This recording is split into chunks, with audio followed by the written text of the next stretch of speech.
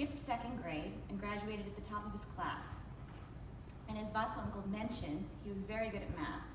Out of tens and thousands of applicants to IIT, he ranked first in math and science, but sixth overall because he was 20th in English.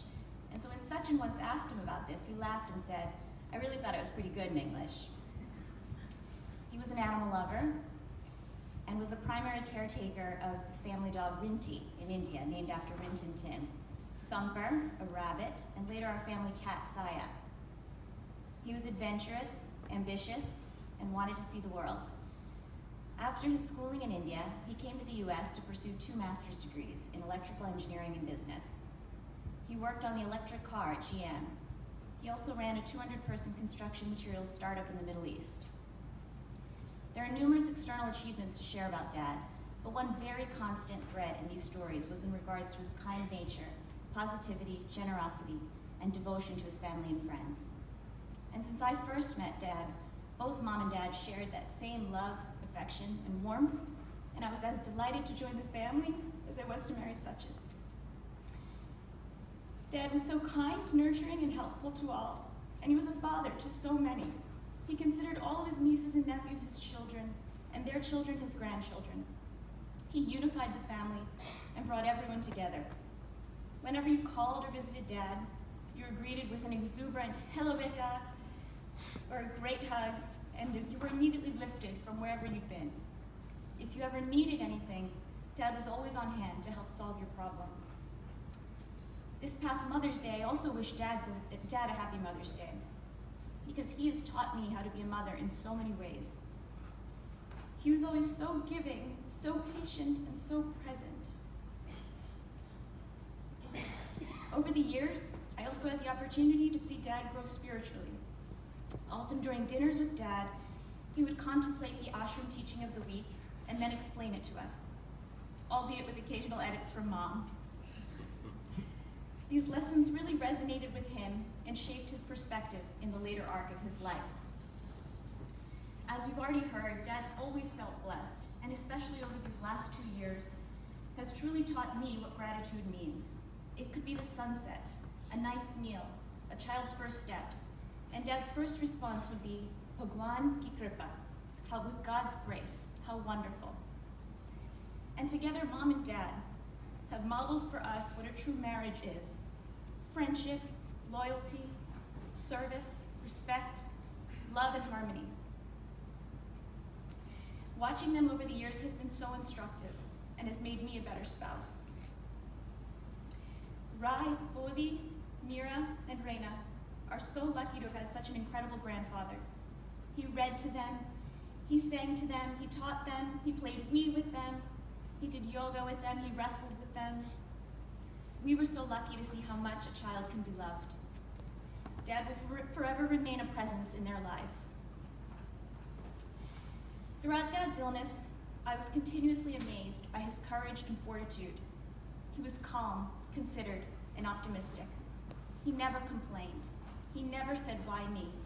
with any new hurdle. Through to the end, he continued to demonstrate gratitude and grace.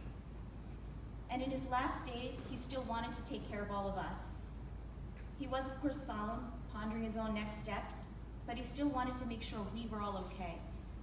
He was still giving us life and spiritual counsel, and always so compassionate. It was my gift to have shared in part of Dad's journey. His legacy is wide and deep, and we will continue to honor him by doing our best in the many ways he taught us.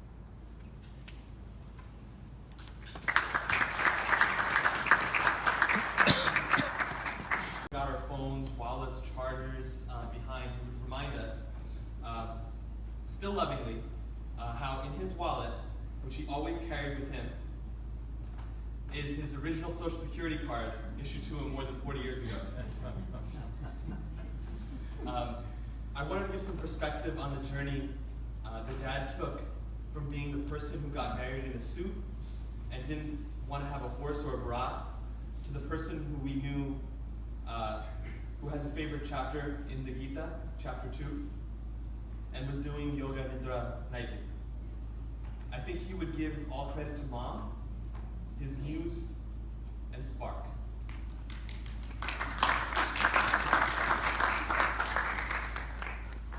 everything Mom was passionate about, Dad took as far as he could. Mom first started coming to the lectures at the ashram, and soon Dad wanted to come for the meditation before. Mom started getting involved in volunteering, and Dad ended up becoming a trustee. Together, they focus on speaking only that is truthful, good, and useful. They sought the greater good. Together, they were great teachers because you didn't feel like they were teaching. It was because they wanted to explain an idea that they were bursting with excitement about. They wouldn't teach you not to be angry. If you had anger in your voice, they would just respond with calm. Together, Mom and Dad had lived their lives in a very pure way, but not in the way that would make them rigid. It actually made them soft. They appreciated sweet language and exuded kindness. They sought harmony above all. I think as testament to their joint spiritual journey, Dad asked Mom to promise to spend the next 7 lifetimes together. As close to being enlightened as I think Mom is, she was still satisfied in her agreement. I want to close with my perspective. I view my parents as if they were gods.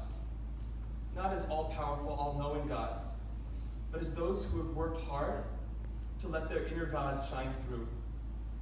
For me, they are the givers of life and the bestowers of happiness. For that, and for everything else, they have my reverence and devotion. I want to thank you all for being here now, and even more for being in their lives for many years behind and the many years ahead. Thank you.